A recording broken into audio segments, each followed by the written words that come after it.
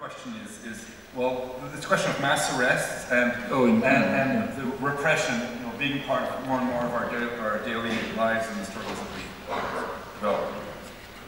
Well, of course it's bad, but we should remember that by historical standards, it's not much. So there was much worse repression in the past, far worse. What's happening now should not be tolerated, undoubtedly. But if you think back, it's been a lot worse.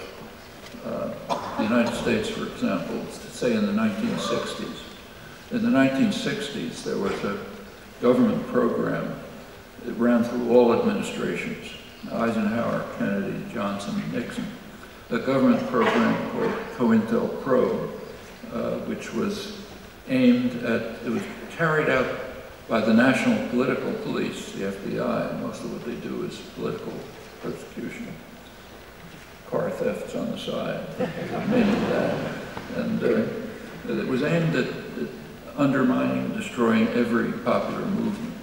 Started with the Communist Party, American Indian movement, Puerto Rican nationalist movement, moved on to the women's movement, the New Left, the entire New Left. The main target was the black organizations, and it was pretty brutal. It went all the way to political assassination, literal political assassination. I'll give you the details if you like. It was finally canceled by the courts around 1975, mid-70s. Maybe it's still going on, but as far as we know, it's not. That program was far worse than anything that's going on now. And if you go back to Wilson's Red Scare, it was even worse. Deported thousands of people from the country, smashed the unions, and so on. So what's happening now is certainly wrong, shouldn't be tolerated. But more freedom has been won over the years. And it's harder for powerful states to use direct violence against their domestic enemies. And they understand it. That's the reason for the rise of the public relations industry about a century ago, literally. In the freest countries in the world, it was then England and the United States, major countries, it was recognized that that enough freedom had been won so that it's getting hard to control people by force. So you therefore have to turn to something else, control of attitudes and opinions. And that's the origins of the public relations industry, advertising industries, far and away the biggest propaganda industries in the world, in history. And they're very effective, they do all sorts of things, like, I don't have to tell you about them, you know about them. And it's a major propaganda institution designed to control people. Its major goal is to undermine markets. You don't learn this in economics courses, but if you think about it for a minute, it's pretty obvious. If you take an economics course, you're taught that markets, these wonderful things, are based on informed consumers making rational choices, and all kind of nice theorems. If you turn on your television set and you look at an ad, what you find is that huge sums of money are being spent to create uninformed consumers who will make irrational choices. That's the whole purpose of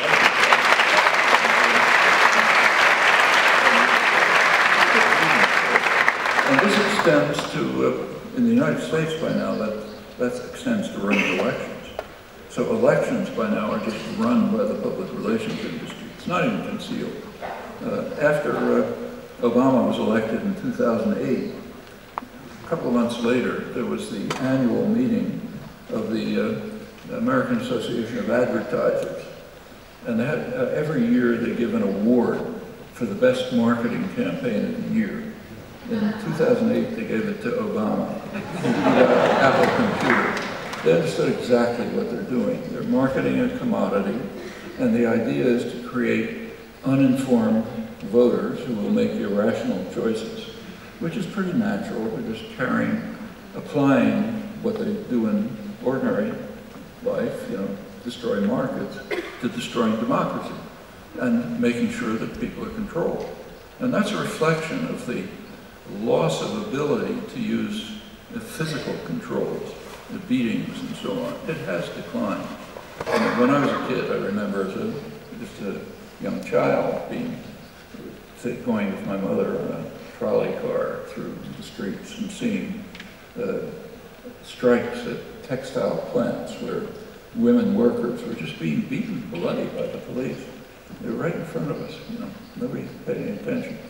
It doesn't work like that. No, not so much, much less. Those are victories.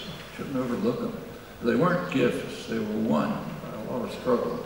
But instead you have other forms of control. And I think those other forms are the ones that are likely to be developed in more sophisticated and complicated ways as we proceed.